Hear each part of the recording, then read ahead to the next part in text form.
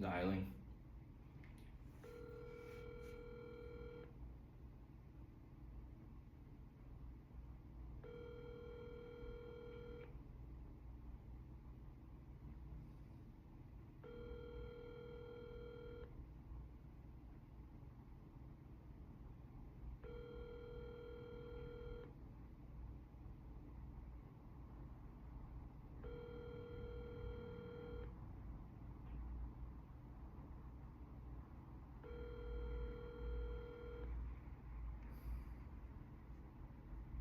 The person you're calling isn't accepting messages right now.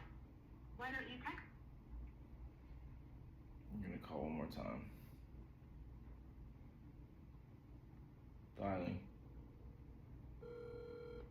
Sir, it's a Sunday.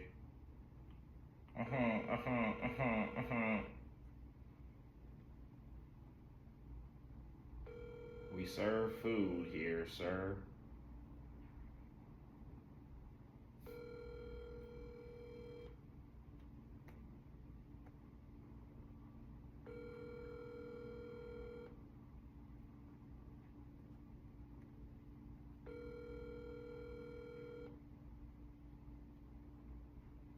The person you're calling isn't accepting. Let me guess. A small salad. Y'all remember that episode?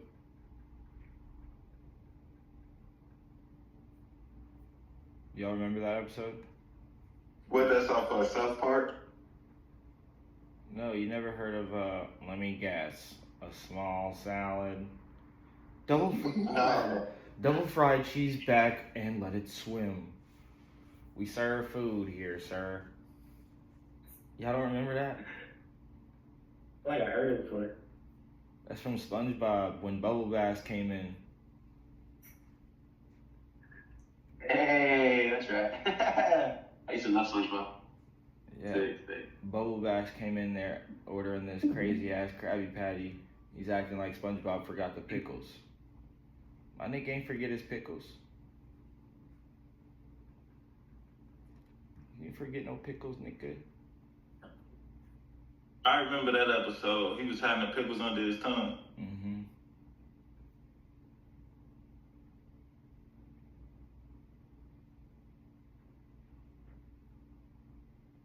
Is this in a 55 plus community?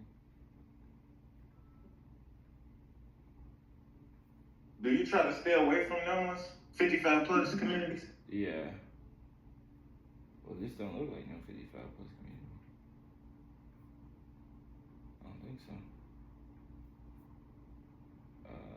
Is this a mobile home? No, this is a house. Shit. Asking a bit too much though. I don't like highway houses. I really don't. So difficult.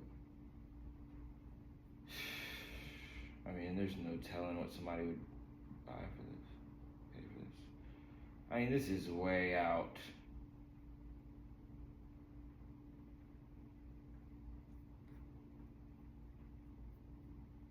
See, for something like this, I would say you could only post this, you can only do anything with this if it's under 100,000.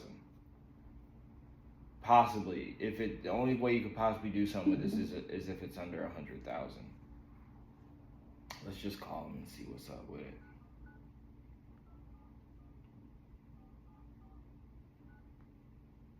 And it was built in 1900.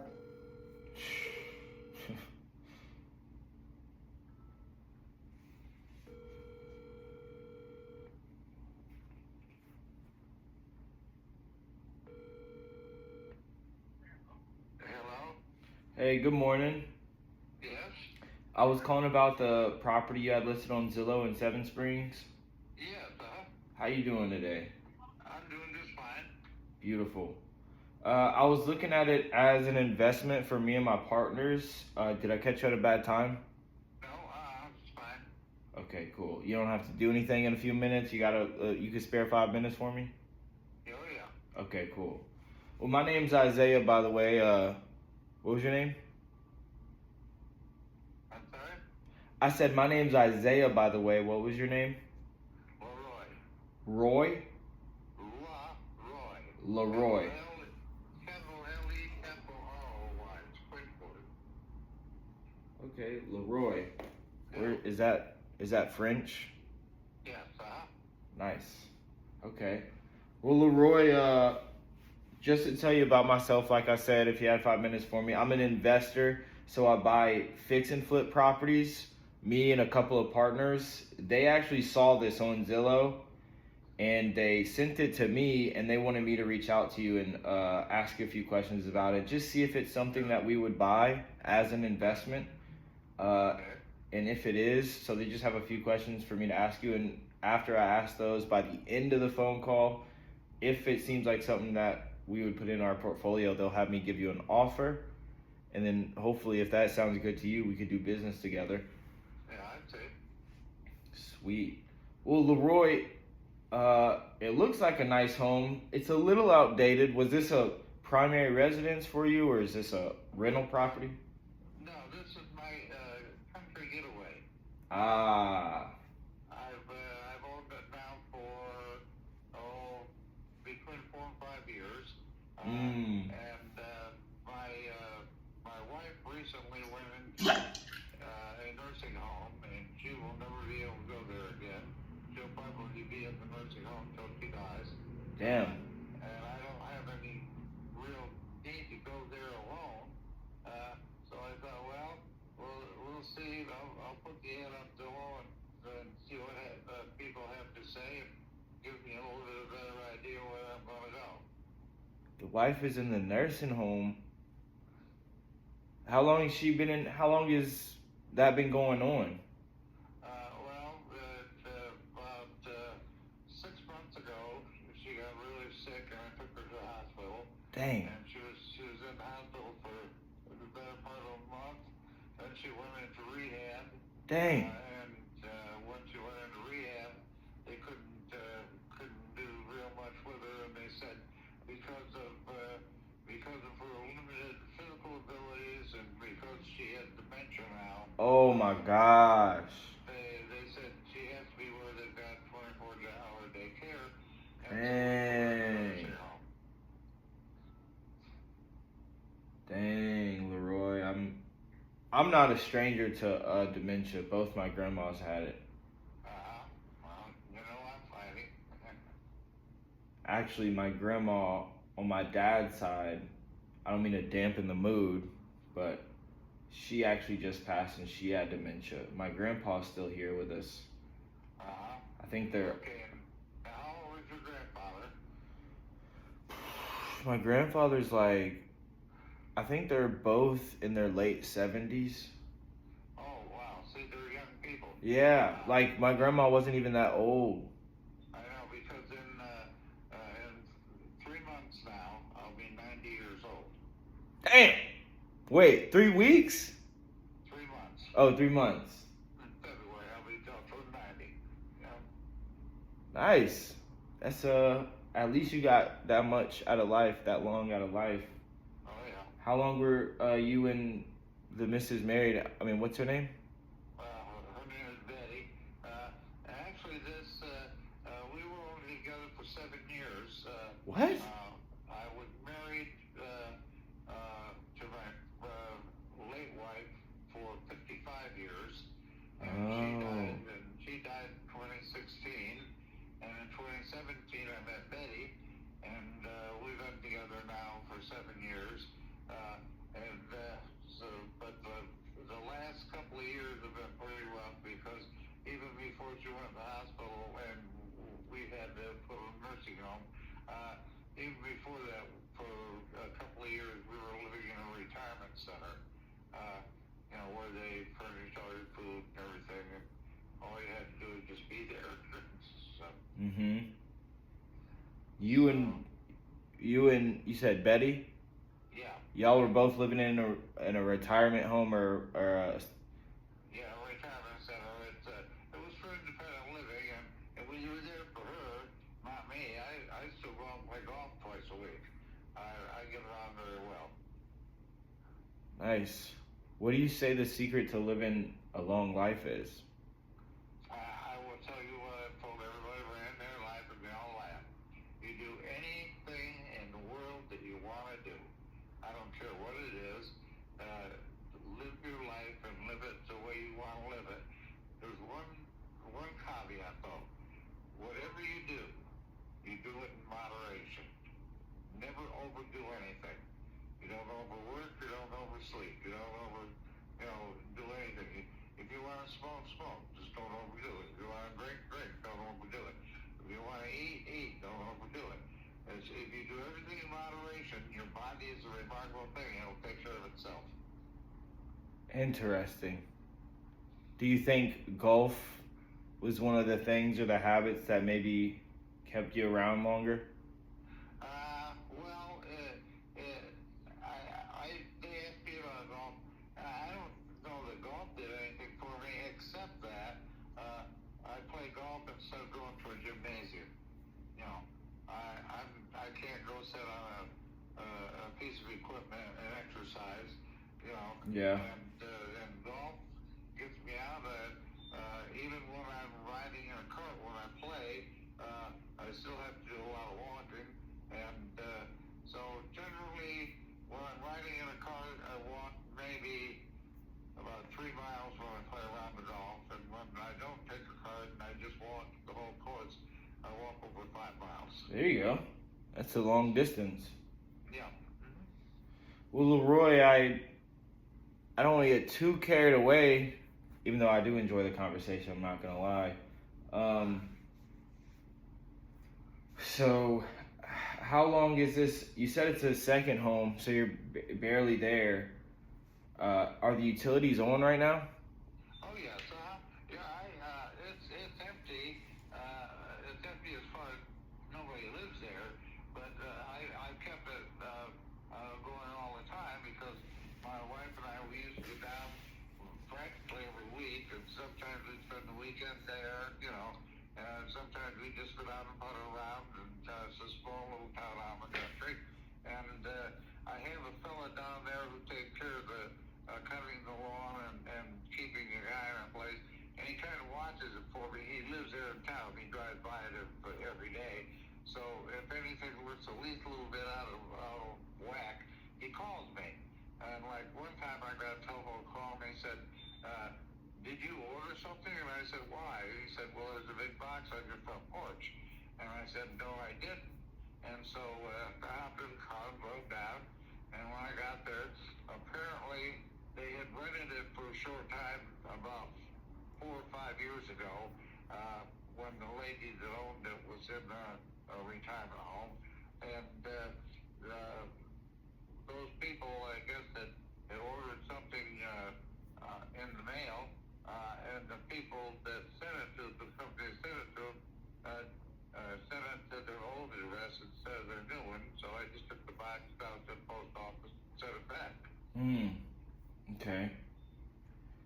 So if you're this was a second home, Betty's in the nursing home, and you don't go here, you don't really need it. I mean, when you sell it, what's the plan? What is my plan? Well, and how soon do you want to sell it? Well, here's the deal. I don't necessarily have to sell it. I mean, I'm 90 years old, so I'm not going to live a whole lot longer. And like my granddaughter, who lives up in Virginia, she is the executive of my estate. She's my sole beneficiary. If I keep the property, when I die, it'll be hers. And she's been there before. She knows the property, and whether she would, after I die, whether she'd keep it or she'd sell it or what she would do, I don't know. She has 3 boys, and they might, one of them might be interested in it. We don't know. So if not, it is necessary for me to sell it. I don't care. If I do sell it, what I would do is I would just take the money and give it to my investment counselor and have her add it to one of the things I have invested in. That's all. And you would just leave that for your grandkids too? Yeah. So either way, everything's going to the grandkids.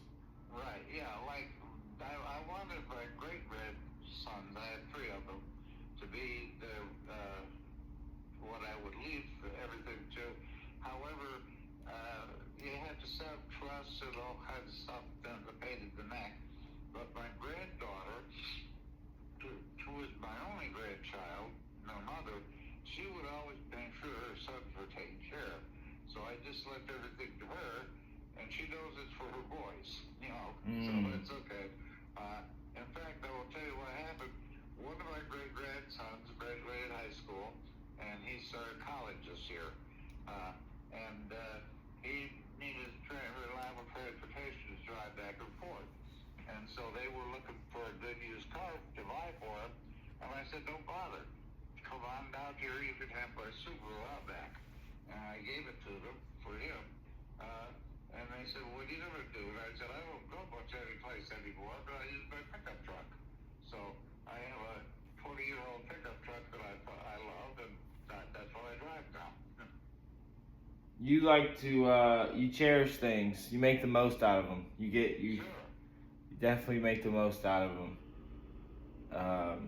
And I like the fact that you leaving everything for your grandkids. It got me thinking about my niece and my nephew and then my grandparents. And I feel like great grandkids never really understand how much they're loved by their great grandparents.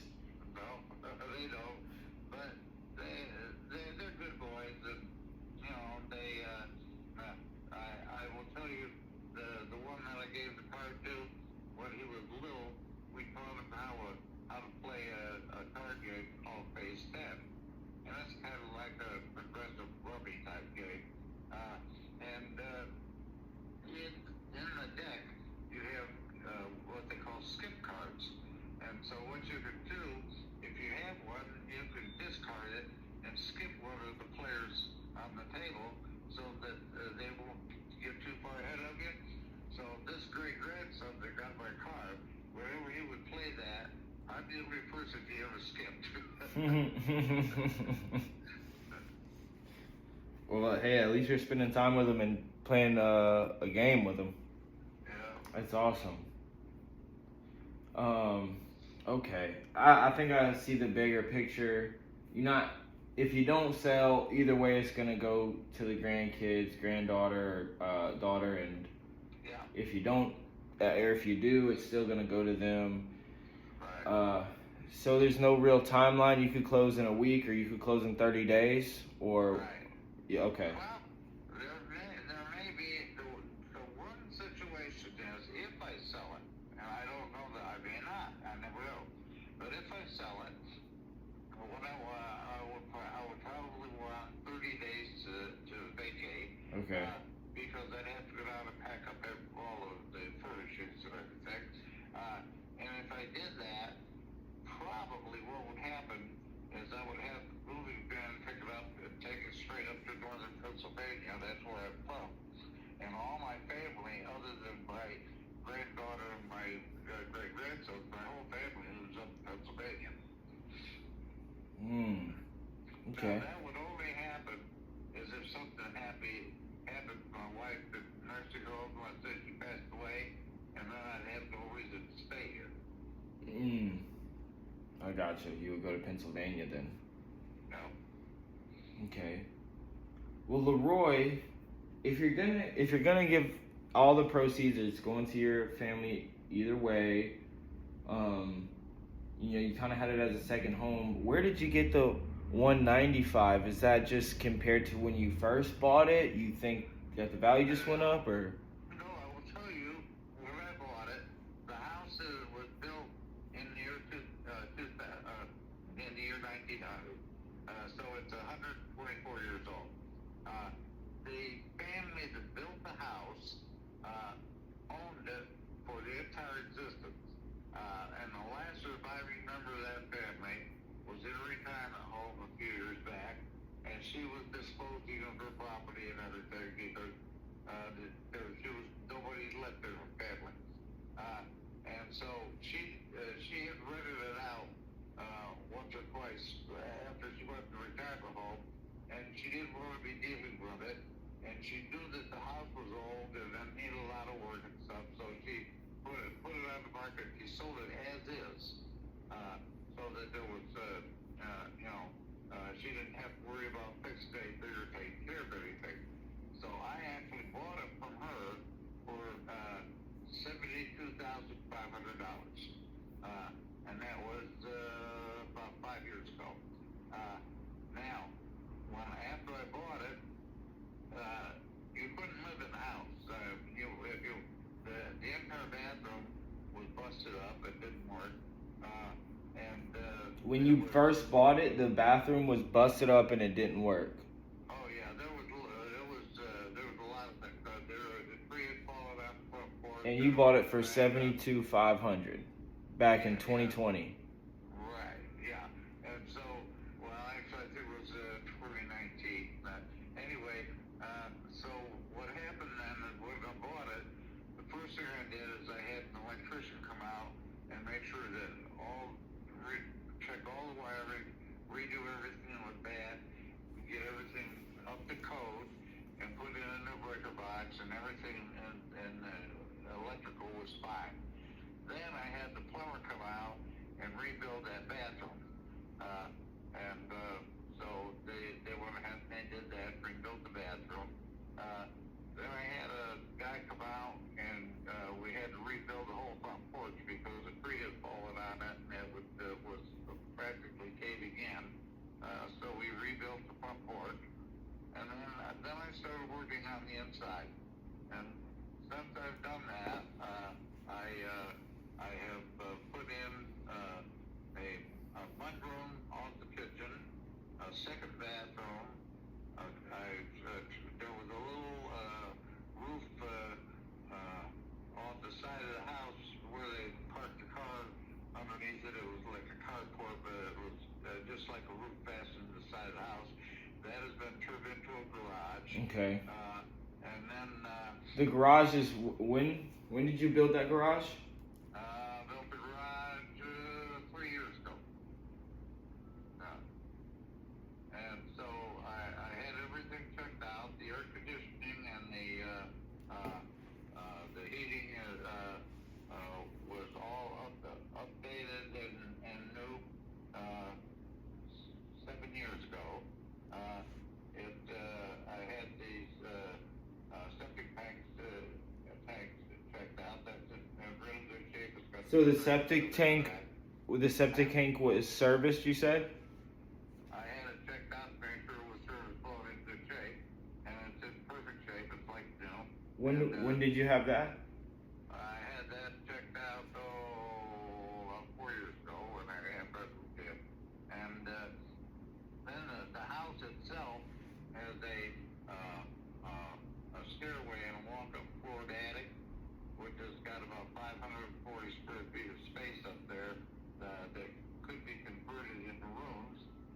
So I thought one day I'd do that, so I went up and I had windows put into the second floor where the rooms are going to go, and that was a preliminary thing to use light while we were working on putting rooms in if we decided to do it. But then that was when my wife started getting sick, and then we went into the retirement home, and everything is kind of went by the wayside now. But actually, what happened was that I put in about about $35,000 into it after I bought it, which puts us up pretty close to $110,000. Now, where I came up with what I decided is that Zillow puts estimates based on the year, how long the house has been setting and everything, and they didn't know that I had done anything to the house at all. Right. Just based on the $72,500. When real estate hit its peak a year or so ago, their estimate said it was worth $168,000. Right. I was going with the inflation. Right. And so I said, okay, that's fine. Well, since then they have revised that, and they said now it's worth $119,000.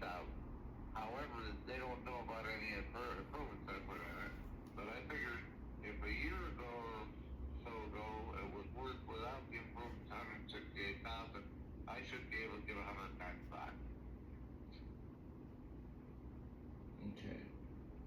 Wait, say that last part again. Because of what you thought you should get 195? You said you took the Zillow into consideration. Zillow said it was worth 165. Okay. And I had put $30-some thousand into it that they didn't know about.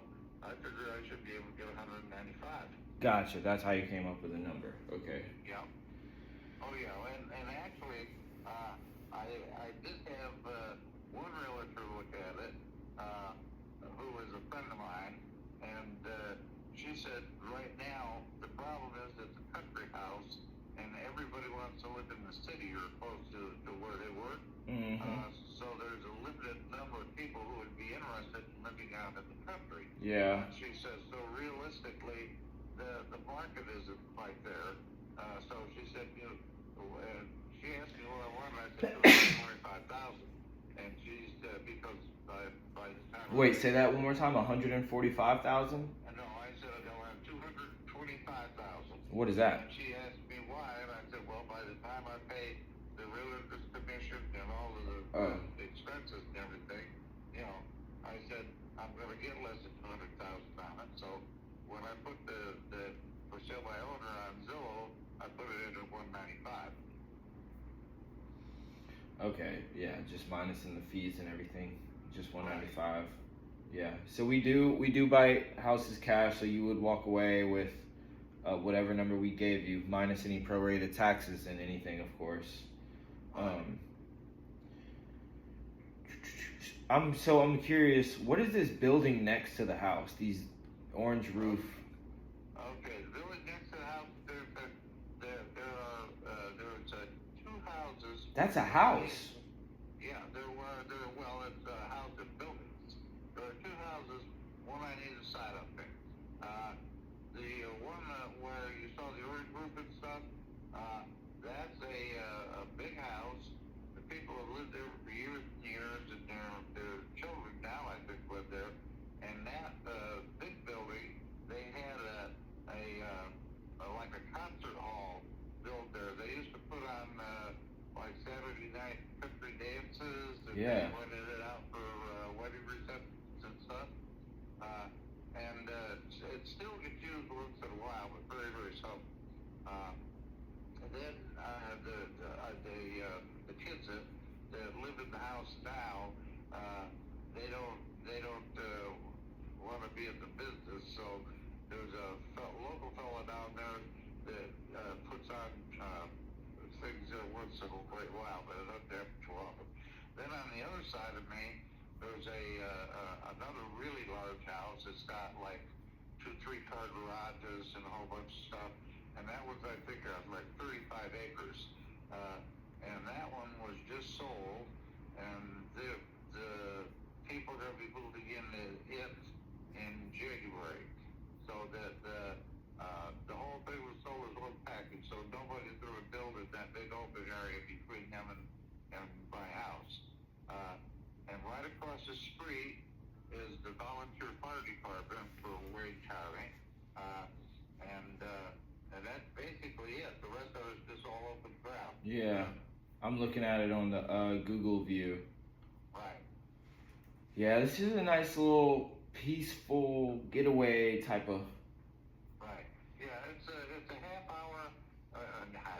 It's a half a mile out of town. The town's Seven Springs, and the last census had 110 people.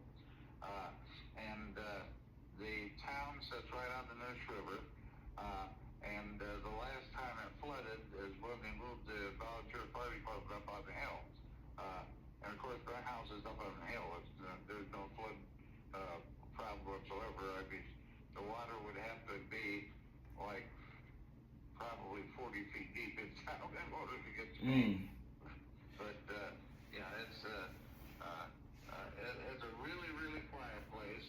In fact, the one disadvantage to the house, if I went down there to live, every time I wanted to go to the grocery store or to someplace like that, it would be a minimum of an 11-mile drive. Okay.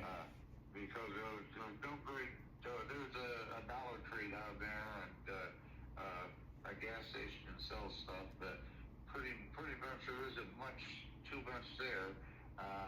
and so you would either drive into the southern part of Goldsboro, or you would drive over to Mount Olive.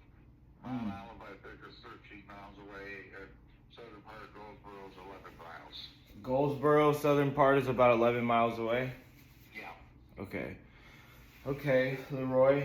So I think I have everything I need on the property for my underwriters to come up with a number. Like I said, they're working right next to me in the office, right next to me.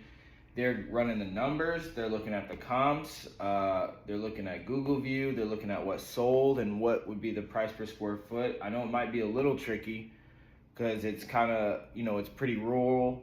I think the main strategy that we'd be looking for is maybe an Airbnb here, or maybe just a buy and hold, just to buy and hold the house. I'll talk to them. I thought my son, my son lives out in Florida. He always told me I should listen and make it an Airbnb, rather than feel Right. I just wanted to get away for a few days. Right. But then that means that I would have to be a lot more concerned about the property. Yeah, you'd have to manage it. Yeah. So.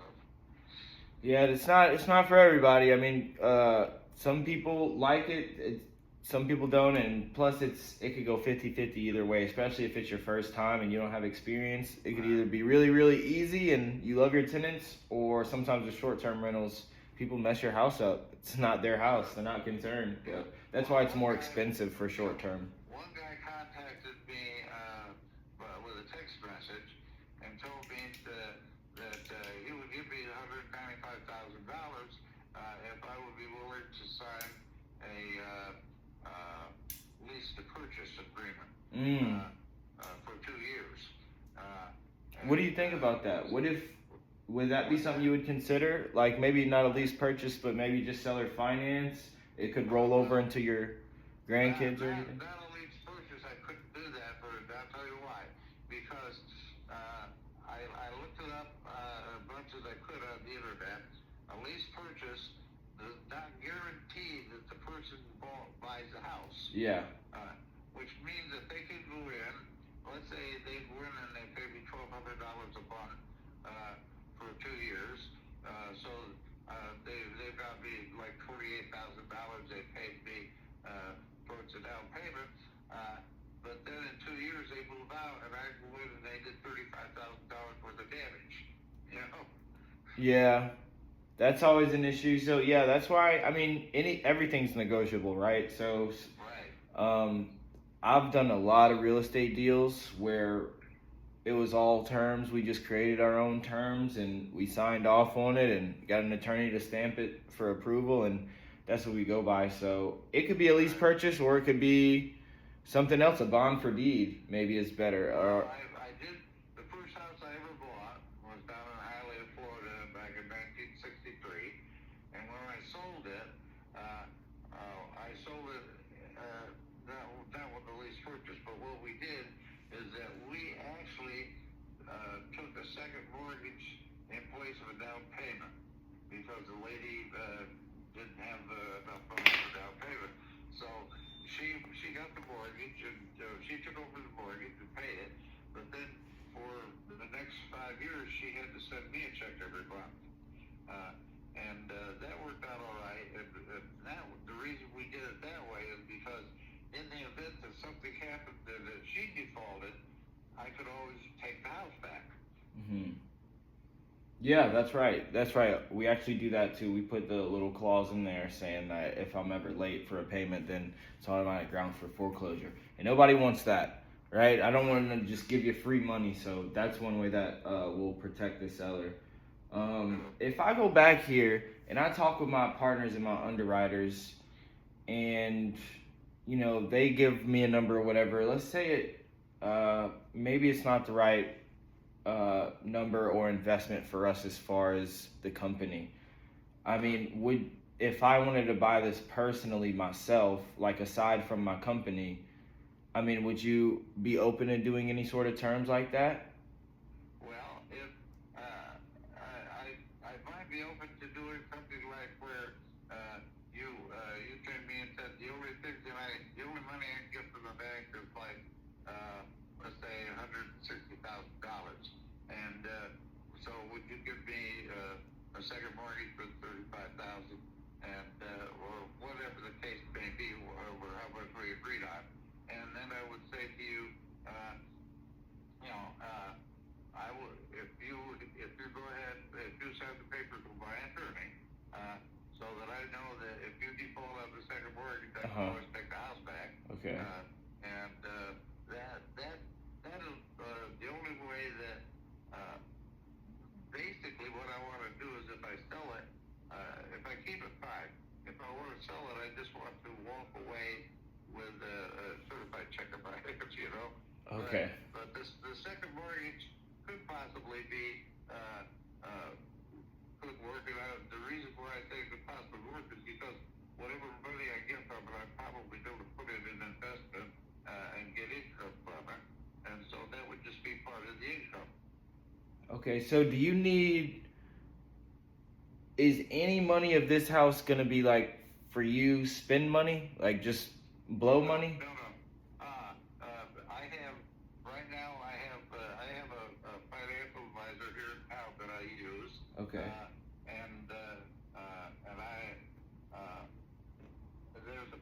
I have a couple of investments where I get dividends from, and I use that for my living expense. But pretty much, I gave her $300,000 to invest, and that's my nest egg. If that's what goes to my granddaughter, that's how much money it earns. Hopefully, I'm not trying to be negative. Hopefully America doesn't fall and that $300,000 is still worth something in 5 years. Yeah, that's true. You never know with the way our government works. Yeah. So, you said second mortgage. So you still owe something on this? Oh, no, I paid cash for it. Let me explain one real quick thing to you. You ever hear of this guy, David Ramsey, on the radio? Okay. I did David Ramsey before he was ever born. Mm-hmm. When my wife and I got married, we made this agreement. We would never buy anything on time. We would pay cash for everything except the house or the car. So we got married in '63. In 1987, we were buying a new car, and we said no more finance. I paid cash for it. In 2002, I paid off my last mortgage. I bought two more houses since then, paid cash for it. I probably saved, I don't know how many $100,000 in interest over my lifetime. I bet. Well, alright, so Leroy, this is what I'm gonna do. First of all, I just want to say I genuinely appreciate the conversation with you. I was not expecting to be on the phone like this and have a conversation with you, but I genuinely do appreciate your time and just speaking with me. I enjoyed it. So what I'm gonna do is I'm gonna go back and I'm gonna talk to my partners about this really quick. That I feel like they're already close to coming up with a number. If we were to give you a number that makes sense for you, I mean, what would be the next thing that you would have to figure out, or is there anybody that you would need to talk to that would be opposed to you selling, or? I don't have to figure out anything. If you gave me a number that I wanted to take, that would be it. I don't have to ask permission for anybody. Okay. I mean, I know you don't have to ask permission. I know you're like the definition of a grown man, but I was just saying, like maybe family members who just want to know what you're doing before you do it. Well, if the number was questionable, let's say it was a little bit lower than what I wanted, but it was high enough that I thought, well, maybe I should maybe think a little bit about it. Then I would call my granddaughter and I would say, you're going to get the house. What would you think if I sold it for this amount as opposed to what I wanted? And I put that money in the bank for you. And I don't know that I would do exactly what she said, depending on how I felt, but at least Yeah, I gotcha. Okay. All right. You think you could make a decision a day, or you think you would do that if it was good to you? Well, if the number was good enough, I could make a decision today. Okay. If it was questionable, then I'd have to take a day or two to get a hold of it back. Gotcha. Okay, that makes sense. Okay. All right, Leroy. What I'm gonna do again, really quick, for two seconds. Do you think I could go talk with my underwriters and see where we're at exactly price wise? Take all the time you need. I'm not going to any place until noon, and at noon I'm taking off to go to the nursing home to see my wife. That's nice. That's beautiful. Okay. Well, look, I'm only gonna be literally like 2 seconds. Can I just put you on a brief hold? All right. All right. I'll be right back. Okay. Okay, it's a long phone call, but Yeah, that's our conversation now. yeah, it's good. Yeah, that man could talk. Yeah, if it was, I mean, I'm always having discernment of whether or not I think it's worth my time to stay on the phone.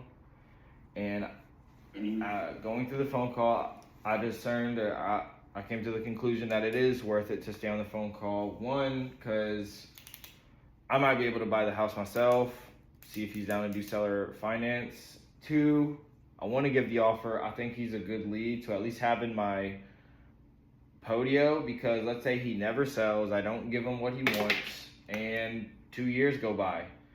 He's 90 years old. He knows he doesn't have that much time, so this is a good lead to have. I mean, whether it ends up being a probate lead or, I end up buying it myself, I think it's worth it to stay on the phone. It's a nice little house. Not too much, really no damage, just outdated. So, When you say buy it yourself, you mean like you would keep it as an Airbnb yourself? yeah, like I would literally buy it myself. Yeah, seller finance. Yeah, like if he did no money down or something. Yeah. And wait, what on that again? North Carolina? Yeah, it's in North Carolina. Country house. He said it's country living. I might do that. Mm. Okay, hold on. Okay, Leroy. Yeah. Okay. Don't hate me, don't beat me up. I don't have good or bad news. Don't have good or bad news. Okay? They actually just wanted me to ask a few more questions that honestly I should have asked these at first, but I feel like I was just so caught up in our convo, it didn't cross my mind. It's just a few simple things. The hot water heater, do you know how old that is? The hot water heater, I don't know how old it is. It wasn't a very, very old one, and I know it's in good condition because when I put the front room and the second bathroom in, I had it moved from where it was into a different part of the house, and at the time that we had it moved, we checked it out. It was it looked like it was relatively new, but I really don't know. Okay.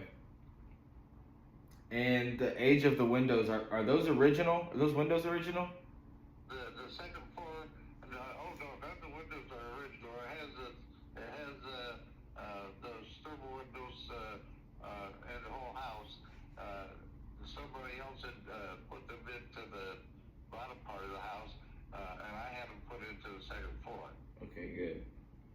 And so the septic tank, and that was serviced, you think about 4 or 5 years ago. The foundation. Go ahead. It actually wasn't serviced. It was checked to make sure it was functioning correctly and working well, and it was.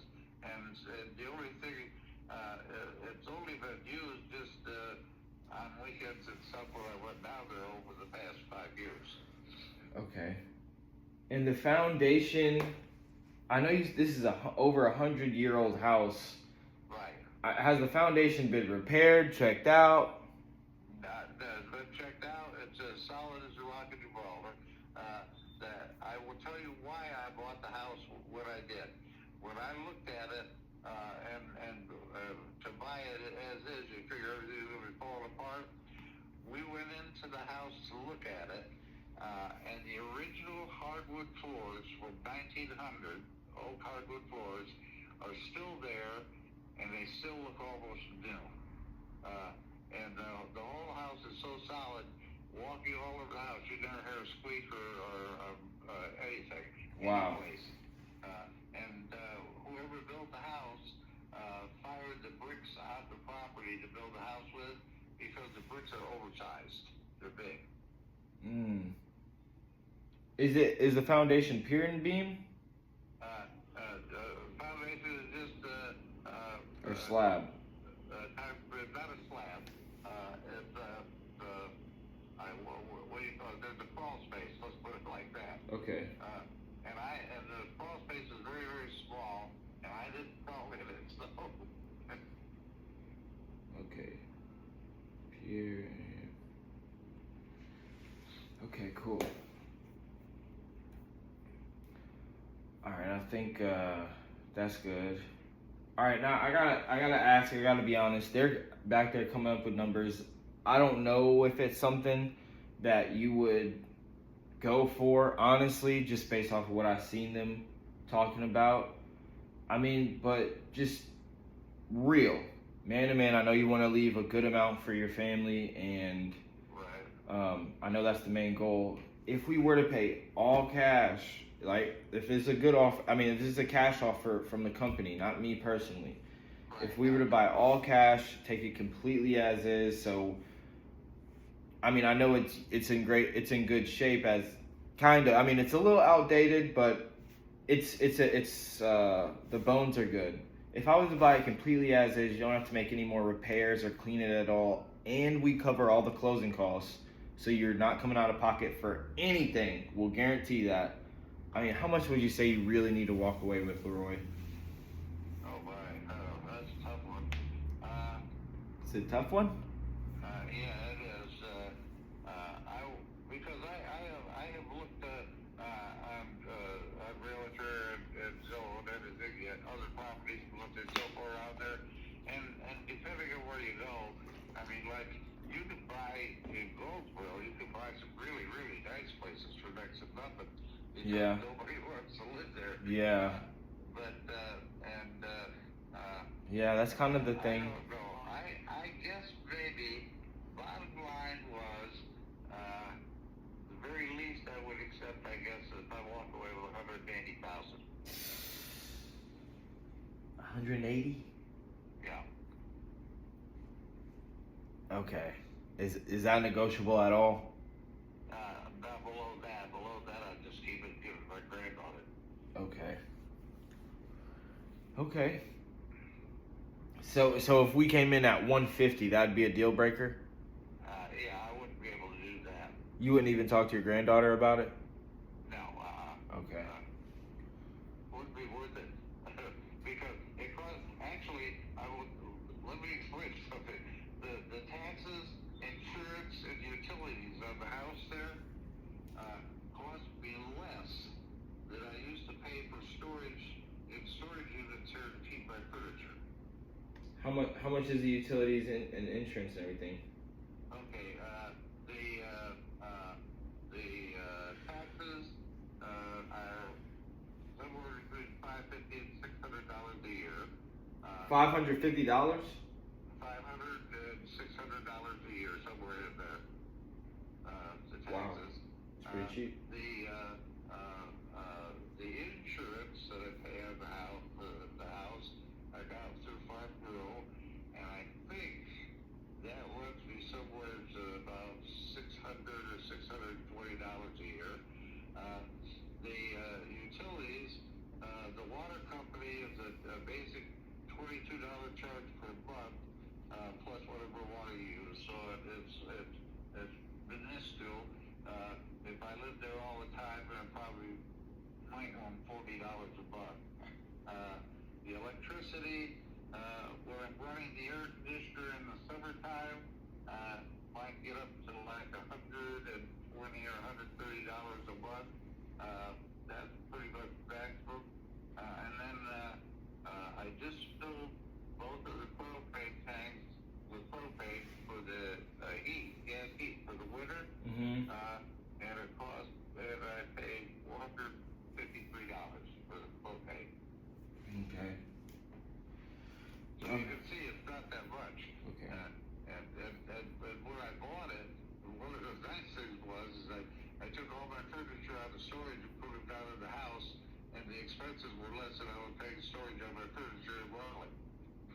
Okay.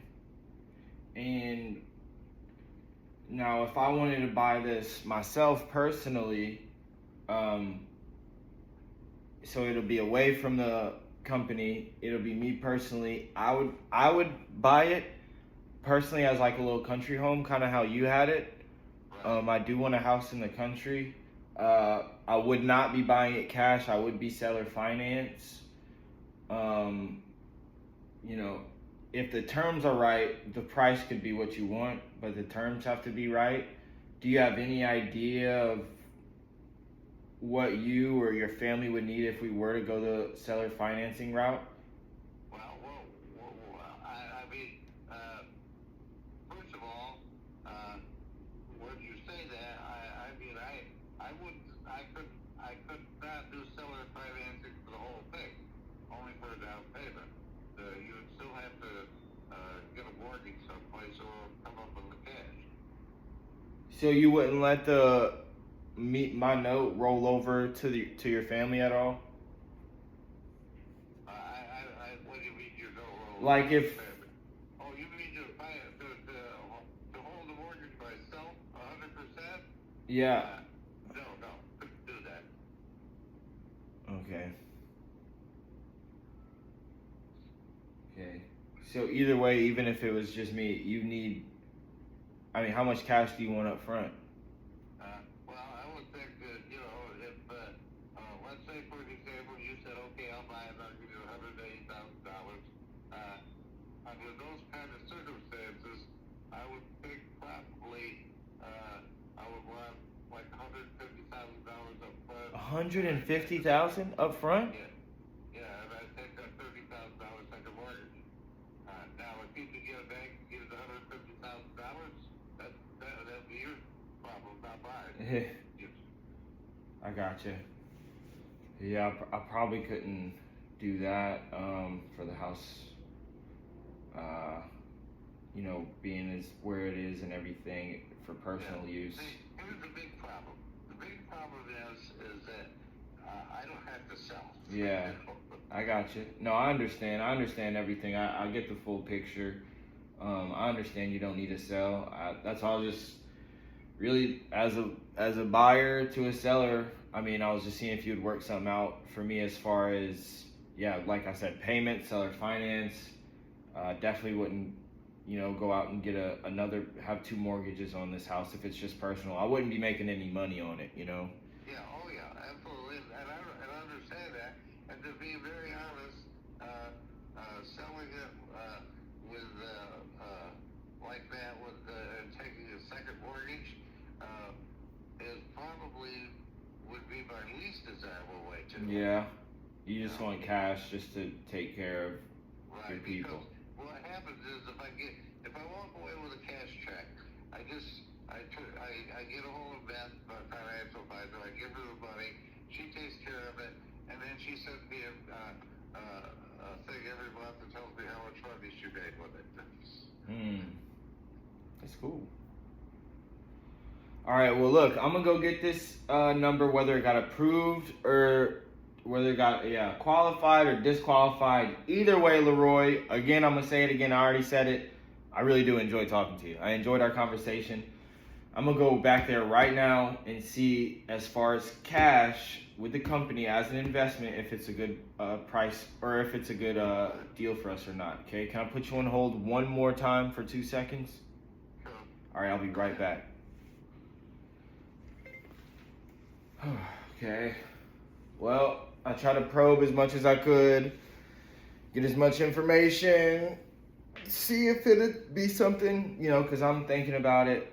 If I could have a little house in the country, I'd pay a note on it. He's asking way too much as a down payment. Not gonna do that. I don't even see the point in that. Might as well just buy it cash. Cash deal isn't gonna work as an investment. So yeah, he's not gonna go for it. But for the sake of the video and for the sake of you guys, I'm just going to give a lowball offensive offer anyways, because I mean that's the point that you guys gotta get used to that, you know. Even though I talked to him and I discerned it's not a deal any which way whatsoever. It's never going to be a deal. It's a good follow-up lead, like I said, long term, but right now this deal is just not going to happen. But regardless of that, you guys have to learn how to give offers no matter what. Not feel awkward, not, have your moral compass go off. Just be real. Be like, this is what the company approved to buy it at. Okay? So, it's not the offer he's looking for, and I know that, so I'm going to be conscious of that when I give him this offer. Tonality. Why you don't try to pitch it as an ovation? It won't work for that either. I mean, he has a realtor friend. I mean, I could, but no, because I don't have any realtors in North Carolina. I probably could go out my way to find one or pay the down payment. But no, it's not an ovation deal. It's no type of deal at all. It's a personal deal is what it is. This is only a personal house. This is not an investment house. This is just for someone for personal use, straight up. There is no possible investment opportunity here. It's not. I mean, just the house is even next to it. This is an investment house, but that's, a 5,000 square foot house that's used as an event hall. It's like, what is ours going to be used for? Nothing. Right. So I'm going to take him off. I'm just going to give him an offer. He's not going to like it. I'm not going to give him a virtual withdrawal number. Straight up. All right, Leroy. Yeah. Okay. So they did say they do have an offer for me. Okay. And I'm just going to give you the offer. If it sounds like something maybe you would think about, or maybe you would talk to your daughter or consider it in any sort of way, we'll go about it. If not, we'll part ways as friends. And like I said, Right. That's fine.